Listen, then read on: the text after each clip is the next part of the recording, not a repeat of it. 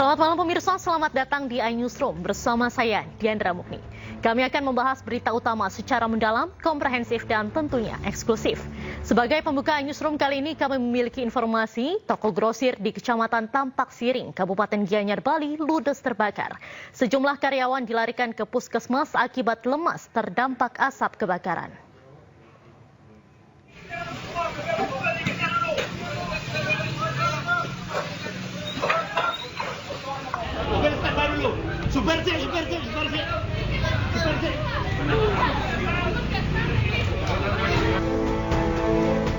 Toko grosir di Desa Manukaya Let, Kecamatan Tampak Siring, Kabupaten Gianyar, Bali, ludes terbakar. Api dengan cepat membakar toko yang dipenuhi barang-barang grosir, seperti kebutuhan pokok hingga jajanan ini. 7 orang karyawan toko harus dilarikan ke puskesmas dan 1 orang dirujuk ke rumah sakit akibat lemas setelah menghirup asap kebakaran yang tebal. Kondisi langsung berobat nih. Kondisi langsung berobat. Baca karya. Tadi sudah ada kurang lebih 7 orang dievakuasi ke puskesmas Tampak Siring 1 dan 1 orang sudah dirujuk ke rumah sakit untuk dapat penanganan medis. 3 unit mobil pemadam kebakaran Kabupaten Gianyar dikerahkan ke lokasi untuk segera memadamkan api. Selama hampir 2 jam, api akhirnya bisa dipadamkan petugas. Dari Gianyar, Bali, Ketut Catur Kusumaningrat, iNews melaporkan. Pemirsa, kebakaran juga terjadi di Jambi. 7 unit kios pedagang ludes di lahap si Jago Merah pada Jumat dini hari. Untuk memadamkan api, petugas damkar menerjunkan 7 unit armada kebakaran.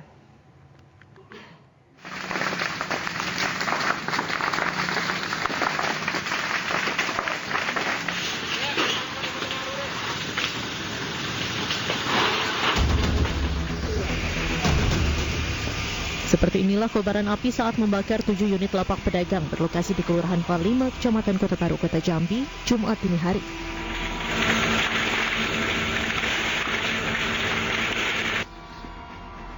Banyaknya material bangunan lapak yang mudah terbakar membuat api dengan cepat membesar dan membakar seluruh bangunan lapak para pedagang. Untuk memadamkan api, petugas damkar dan penyelamatan Kota Jambi menerjunkan sedikitnya 7 unit mobil pemadam kebakaran ke lokasi kejadian. Saat petugas damkartan melakukan pemadaman, sempat terjadi beberapa kali ledakan. Dalam peristiwa tersebut, pemilik lapak tak bisa menyelamatkan barang dagangannya. Kabid Pemadam dan Penyelamatan Damkartan Kota Jambi, Budi Siswanto menyebut, berdasarkan dugaan sementara, kebakaran diduga akibat pembakaran sampah yang merembet ke bangunan kios pedagang. Di kebakaran kios banyak 7 unit dan alhamdulillah kami dapat menanganinya selama 3 jam. Api dapat kami padamkan, mengerahkan personil sebanyak 30 orang dan 7 unit armada. Dalam kebakaran tersebut tidak terjadi korban jiwa. Akibat peristiwa kebakaran tersebut, pemilik kios harus menderita puluhan juta rupiah. Kebakaran 7 kios pedagang yang rata dengan tanah akibat amukan si Jago Merah tersebut saat ini masih dalam penyelidikan aparat kepolisian. Dari Kota Jambi, Adrianus Susandra, iNews melaporkan. Anggota Kabinet Merah Putih mengikuti upacara parade senja di Akademi Militer Magelang, Jawa Tengah. Meski diguyur hujan, Presiden Prabowo Subianto dan seluruh anggota kabinet mengikuti rangkaian upacara dengan kompak dan hikmat.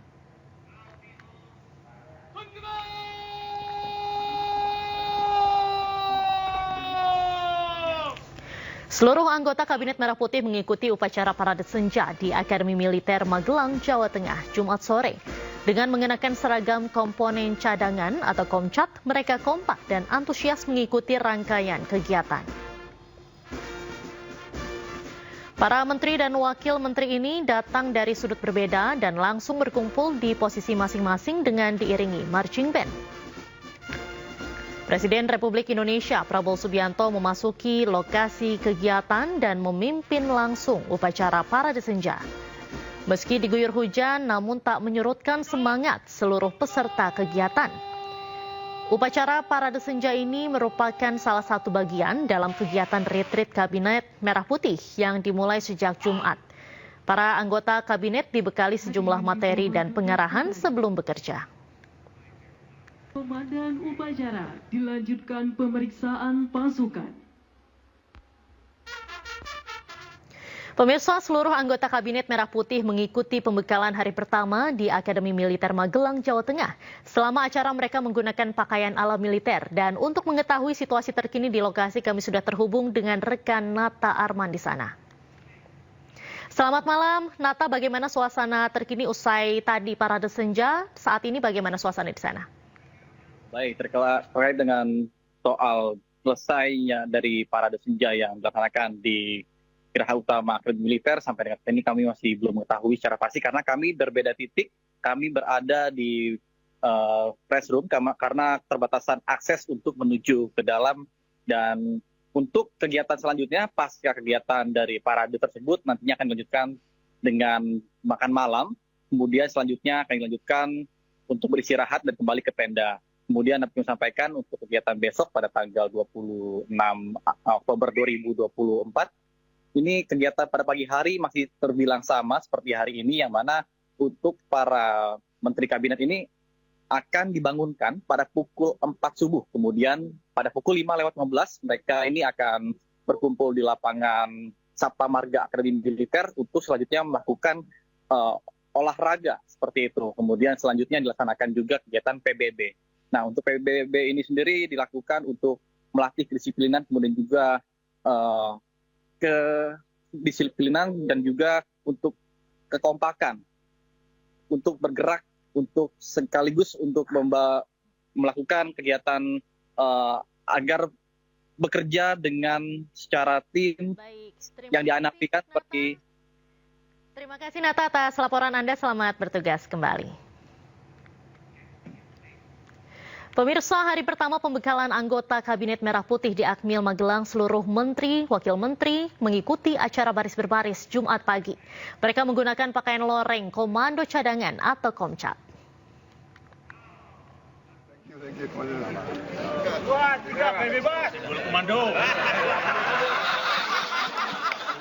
Gerakan mulai. Kegiatan pembekalan Menteri Kabinet Merah Putih dimulai sejak pagi tadi. Layaknya militer, acara dibuka dengan latihan baris berbaris dan gerak badan.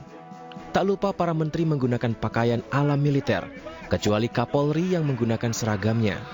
Selain itu, sejumlah kegiatan lapangan juga dilakukan para pejabat negara ini. Salah satunya menggelar upacara dan mendengarkan paparan serta pengarahan dari Presiden Republik Indonesia Prabowo Subianto.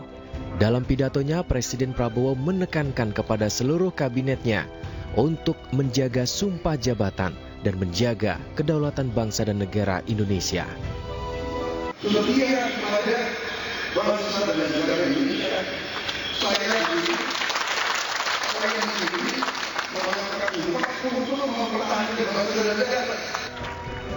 Sore harinya mereka akan mengadakan upacara Parade Senja dan penurunan Sang Merah Putih. Tim Liputan iNews melaporkan. Pemirsa, dalam pembekalan Kabinet Merah Putih di Akademi Militer Magelang, Jawa Tengah, Presiden Prabowo Subianto memberikan pidatonya ke jajaran pejabat negara. Presiden menegaskan pembekalan di Akmil bukan untuk membentuk militeristik.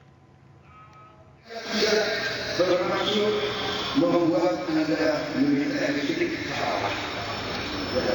Bukan itu. Dan lebih di pemerintahannya. Dan inti daripada semua usaha adalah disiplin. Kedua, kesetiaan. Benar-benar kata saudara tidak setia kepada Prabowo, setia kepada bangsa dan negara Indonesia. Saya mengatakan untuk mempertahankan bangsa dan negara, setia kepada saya. Itu semua. Pemirsa, Presiden Prabowo Subianto menegaskan agenda pembekalan Kabinet Merah Putih berisikan latihan serta pengarahan kepada seluruh jajaran menteri dan wakil menteri guna menyelaraskan kedisiplinan dan kesetiaan pada bangsa dan negara.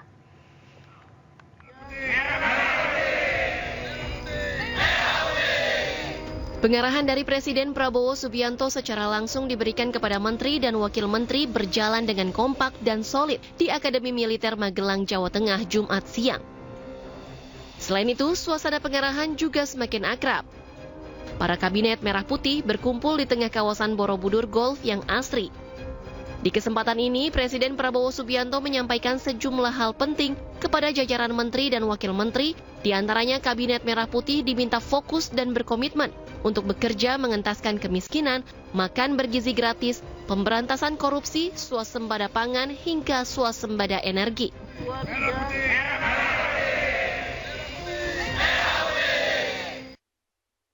Pemirsa, pembegalan anggota Kabinet Merah Putih digelar mulai Jumat pagi hingga Minggu 27 Oktober 2024. Acara ini dibuka dengan latihan baris berbaris dan akan kembali ke Jakarta pada Minggu pagi.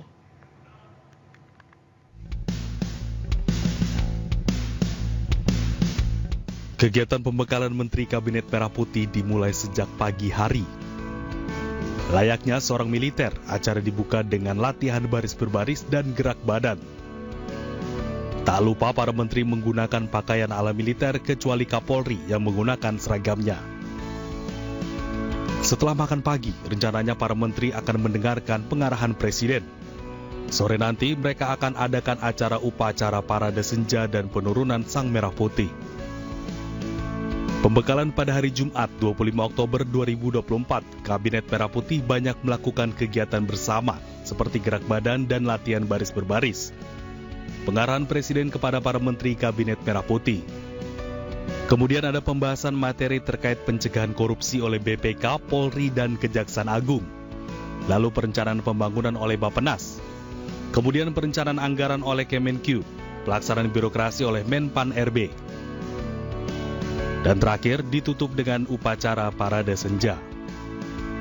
Sementara kegiatan pada hari Sabtu 26 Oktober 2024, Kabinet Merah Putih mendapatkan pembahasan hilirisasi oleh Menteri ESDM dan Menteri BUMN, Food Estate oleh Kementan dan Makan Bergizi oleh Badan Gizi Nasional. Selain itu, ada juga pembahasan materi strategic review oleh Otto Hasibuan dan Malam Keakraban Presiden RI beserta Taruna Akademi TNI dan Polri. Pada hari Minggu 27 Oktober 2024 yang merupakan hari terakhir, para menteri akan mendapatkan terapi daya tahan tubuh dan pada pukul 9.30 waktu Indonesia Barat, para menteri akan kembali ke Jakarta dari Bandara Adi Sucipto, Yogyakarta. Tim Liputan iNews melaporkan.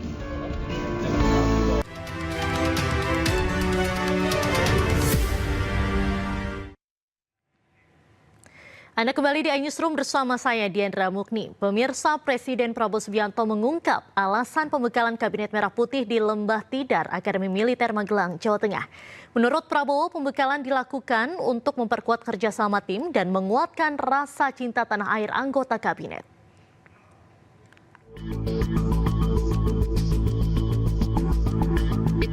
Presiden Prabowo Subianto mengungkap alasan pembekalan para menteri dan wakil menteri Kabinet Merah Putih yang berlangsung di Lembah Tidar Akademi Militer Magelang, Jawa Tengah. Rencananya pembekalan berlangsung selama 3 hari, mulai 25 Oktober hingga 27 Oktober 2024. Dalam rapat perdana Kabinet Merah Putih, Prabowo mengatakan pembekalan di Akademi Militer dilakukan untuk membentuk kerjasama tim yang kuat. Saudara-saudara, saya sangat mengutamakan kerjasama sebagai tim. Untuk itu, dalam waktu dekat, saya akan mengajak saudara ke Magelang, di mana kita akan melaksanakan beberapa hari menambah pembekalan. Kemudian kita akan adakan koordinasi di tempat di Magelang, Jawa Tengah, di kawasan Akademi Militer.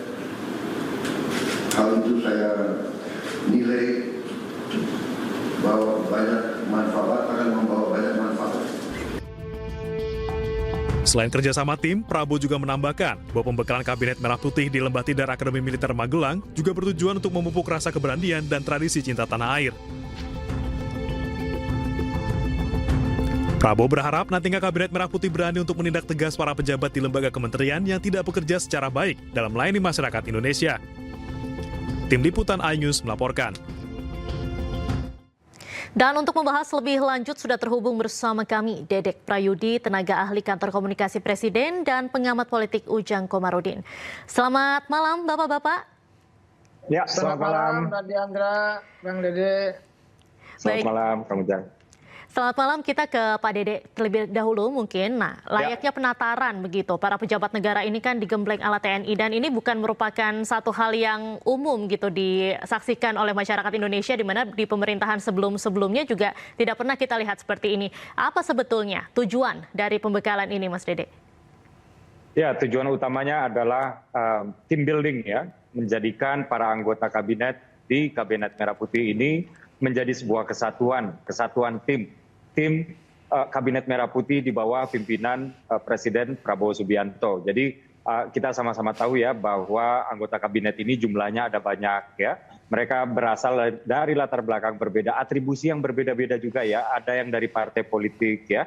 Yang dari partai politik aja ini warnanya juga sudah berbeda-beda. Ada yang praktisi hukum, ada yang pengusaha, ada yang aktivis dan lain-lain gitu. Nah, harapannya di sini ya mereka mulai menanggalkan atribusi-atribusi yang berbeda tadi ya untuk kemudian secara bersama-sama ya menyatu sebagai sebuah kesatuan ya, memiliki satu visi yang sama ya, visi yang sudah dicanangkan oleh Presiden Prabowo sejak masa kampanye ya untuk membantu Presiden mewujudkan apa yang dicita-citakan yaitu Indonesia Emas 2045 yang batu fondasinya itu harus dimulai dari sekarang. Kurang lebih seperti itu.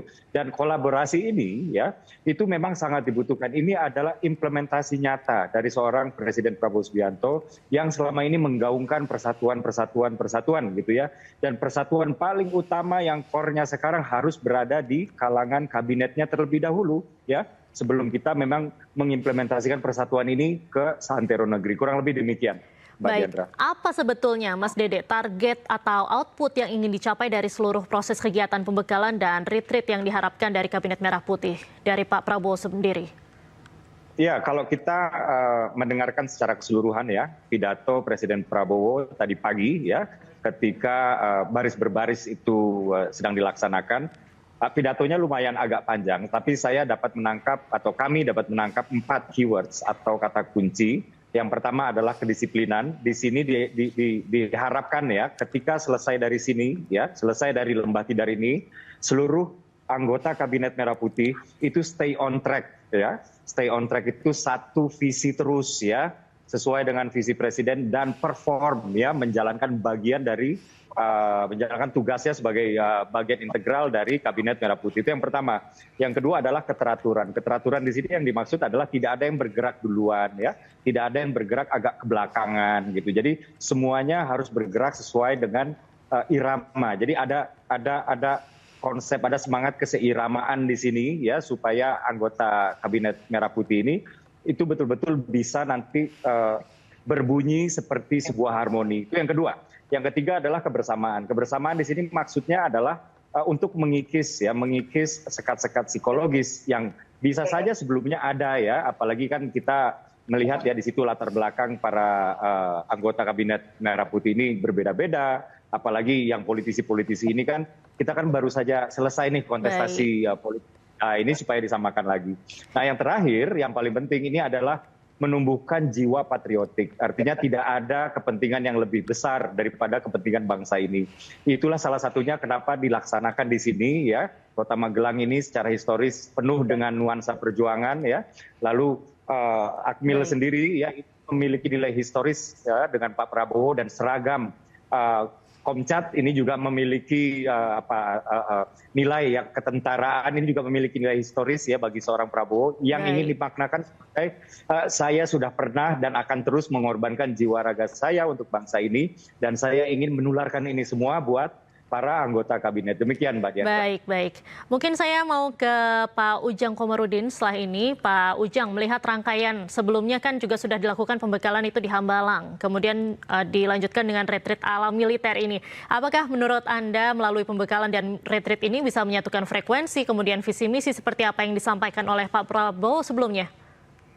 Ya, saya yakin ya, kita optimis saja dan husnudon saja kepada Pak Prabowo dan kabinetnya, bahwa sejatinya mereka diberi pembekalan ya, di Hambalang dan di Magelang adalah bagian cita-cita untuk bisa membangun bangsa sekaligus mensejahterakan rakyat. Sangat jelas pesannya Pak Prabowo tadi sudah disampaikan oleh Bang Dede ya. Kalau saya melihatnya ada beberapa hal yang bisa saya sampaikan, ya sama apa yang dikatakan oleh Pak Prabowo, paling tidak membangun kekompakan, membangun satu frekuensi dalam membangun bangsa itu menjadi penting. Selama ini kan begini, kabinet-kabinet sebelumnya itu kan biasanya ego sektornya tinggi. Menteri A ke kanan, Menteri B ke kiri, Menteri C ke atas, Menteri D ke bawah gitu. Nah ini harusnya ke depan tidak ada lagi seperti ini. Oleh karena itu tadi pembekalan ini menjadi penting sebagai landasan pokok untuk bisa satu frekuensi membangun visi misi dan mengimplementasikan kebijakan-kebijakan Pak Prabowo Gibran. Yang kedua, ini soal kebangsaan. Kita ini kan miskin keteladanan. Dulu kita punya Bung Karno, Bung Hatta, Agus Salim, banyak tokoh-tokoh bangsa bisa menjadi teladan. Hari ini kita miskin keteladanan itu. Oleh karena itu ya suka tidak suka keteladanan itu harus muncul dari elit yang paling tinggi, dari Pak Presiden, dari Pak Wapres, dari para menteri gitu, untuk katakan tadi mereka harus memupuk atau menumbuhkan kesadaran kembali jiwa kenegarawanan itu, jiwa kebangsaan, jiwa patriotisme. Hari ini mulai terkikis. Kalau saya umpamakan ya, bangsa ini kan kenapa tidak berubah gitu ya? Korupsinya makin banyak, korupsinya makin besar. Dulu kita reformasi 26 tahun, merdeka 79 tahun gitu, ingin memberantas KKN, tapi KKN-nya makin banyak. Nah, itu kenapa? Karena mentalitas kita tidak pernah berubah. Kalau kata teorinya Bourdieu itu, habitus kita tidak pernah berubah, sikap kita tidak pernah berubah. Kalau saya ilustrasikan, dulu itu korupsi di belakang meja, kalau hari ini dengan meja-mejanya. Oleh karena itu kita punya harapan besar kepada Pak Prabowo dengan kabinetnya tadi, memberantas korupsi, membangun kekompakan, gitu ya, memberikan pembekalan-pembekalan dan komitmen-komitmen kebangsaan untuk katakanlah membangun bangsa dan mensejahterakan rakyat. Itu harus dibangun. Nah, lalu saya ingin kembangkan dalam konteks ini ilustrasi saya. Paling tidak ada 3 hal yang bisa saya sampaikan dalam pembekalan itu. Pertama ya tadi kan ada dulu materi-materi yang akan disampaikan ya oleh para menteri gitu ya, oleh kejaksaan, lain-lain lah. Nah, saya melihat itu kan ada olah pikir. Artinya ada pembekalan secara pikiran, tentu harus mengetahui juga terkait rambu-rambu hukum, batasan-batasan apa yang harus dikerjakan, mana yang tidak, mana yang harus dilakukan, mana yang tidak. Itu kan perlu diketahui juga. Karena bagaimanapun terkadang kalau sudah jadi pejabat sembrono lalu kejeblos, terkena masalah hukum. Itu menjadi persoalan. Oleh karena itu Pak Prabowo memberikan pembekalan olah pikir ya. Yang kedua olah mental. Olah mental itu penting ya. Di sana pasti digembleng juga mental itu. Kenapa? Saya meyakini Pak Prabowo menginginkan mereka kerja serius, komitmen untuk mensejahterakan rakyat itu harus dibangun, maka butuh mental yang kuat untuk bisa bekerja untuk kepentingan rakyat. Selama ini kan mohon maaf gitu, para menteri ya bekerja untuk kepentingan keluarga, banyak jalan-jalan ke luar negeri. Makanya Pak Prabowo mengingatkan jangan lagi seperti itu kira-kira. Oleh karena itu olah mental menjadi penting. Yang ketiga olah fisik. Ya fisik bagi para menteri penting, kan komitmen yang besar dari Pak Prabowo untuk mensejahterakan rakyat dan membangun bangsa. Maka dibutuhkan fisik yang kuat, yang sehat. Karena bagaimanapun kalau sakit tidak bisa melakukan apa-apa. Saya meyakini tadi, saya tetap optimis, positif. Tinggal bagaimana mereka bisa menjalankan amanah jabatan itu. Lalu juga bisa katakanlah merealisasikan janji-janji visi misi Pak Prabowo Gibran ke depan. Harapan rakyat tinggi jadi harus dijawab dengan kinerja yang baik. Baik.